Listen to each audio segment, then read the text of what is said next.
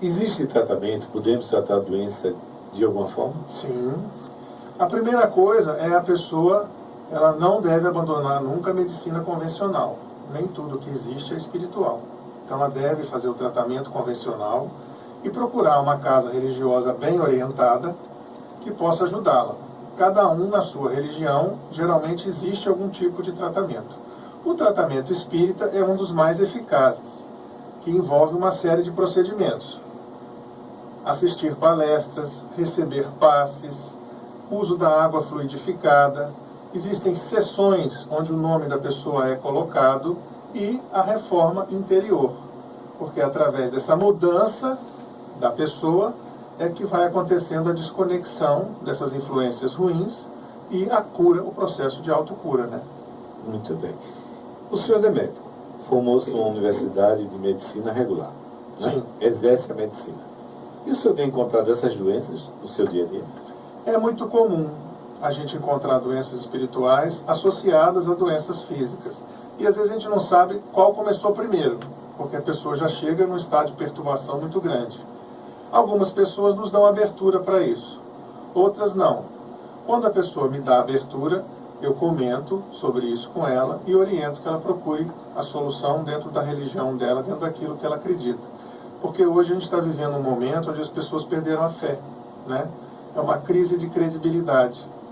Então muitos jovens estão aí sem caminho, pensando em suicídio, sem esperança, porque perderam a fé. Isso é um campo aberto para as doenças espirituais. É isso que as sombras querem, né?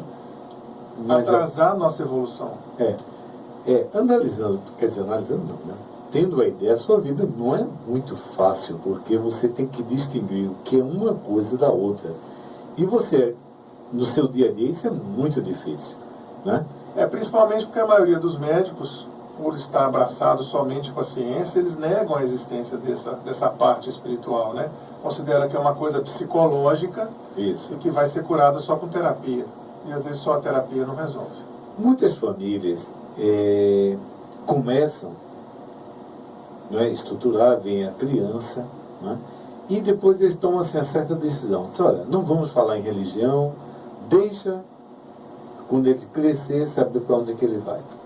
É correta essa colocação? A gente deve oferecer aos nossos filhos o melhor que a gente tem. Se a religião que você tem é o melhor que você encontrou, ofereça para o seu filho. Dê essa formação para ele. Estimule a curiosidade, a busca de coisas melhores, a busca do aperfeiçoamento. Porque, naturalmente, os filhos tendem a querer superar os pais. Então, eles vão questionar, né, e vão procurar. Se aquela religião não satisfizer, eles vão procurar outras religiões. Mas eles vão ter um modelo de comparação. Porque se você não oferecer nada, eles vão ficar muito frágeis e podem ser enganados. O senso crítico ele só se desenvolve com a maturidade. A gente vai amadurecendo, vai ficando cada vez mais experiente. É mais difícil enganar a gente agora, né? Do que quando a gente era mais jovem. Olha que... Pelo menos eu acho. Demartino, você falou uma coisa muito interessante e foi muito rápido.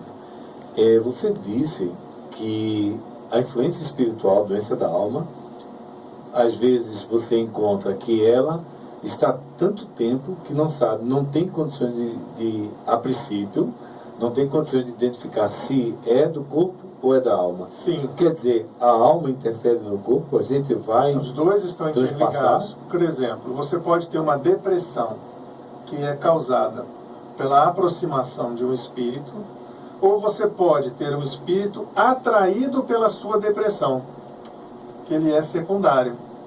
Então ele não causou a doença, mas a sua energia negativa atraiu aquele espírito para o seu campo espiritual. Isso é a quebra de vibração que os médios, quer dizer, os médios não, que os nossos mentores nos orientam. É a redução de vibração. Toda vez que a gente tem um sentimento ruim, de raiva, inveja, mágoa, a nossa vibração ela cai. E ela serve como alimento para esses espíritos que estão em volta de nós. Não que eles vão comer a nossa energia. É como se a gente saísse antigamente de sintonia. É como se fosse um ímã. Né? Você vai atrair aquilo que é semelhante a você. Se você está numa energia boa, você vai atrair coisas boas. Se você está numa energia ruim, você vai atrair coisas ruins. Você falou dos tipos de doença da alma, bem rapidamente. Existe a primeira, que é a autoinduzida, né? Sim. Que são aqueles dois tipos que eu já falei, e depois vem as compartilhadas, que tem mais de um espírito envolvido. As compartilhadas são dois tipos, o vampirismo e a obsessão. Vampirismo? O que seria O isso? vampirismo é quando um espírito que viveu na Terra morre e ele ainda quer ter os sentimentos que ele tinha na Terra, de comida, de sexo, de bebida, mas ele não tem mais corpo físico. Então ele se aproxima de uma pessoa que tem uma vibração semelhante à dele e ele sente o prazer, a sensação através do corpo daquela pessoa. Então ele suga a energia daquela pessoa naquele tipo de emoção. Esse é o vampirismo. A obsessão é quando um ou mais espíritos sintonizam com uma pessoa e começam a influenciar no pensamento, nas atitudes e às vezes até no corpo físico. Interessante. Mas isso aí tem cura? Tem. Como ser trabalhado? Todos eles têm tratamento, porque a ligação dos espíritos conosco é através de sintonia. Nós agora estamos sintonizados na rádio Guarani. Isso. Se a gente mudar o nosso canal, não mudem, Não faça isso, É, não faça isso. você não vai mais captar o que nós estamos falando. Então, se a pessoa modifica a sua vibração, modifica a sua energia, o seu pensamento, ela vai se desconectar com essas influências ruins e vai ficar livre desse tipo de sofrimento. Muito bem. Qual a doença mais comum?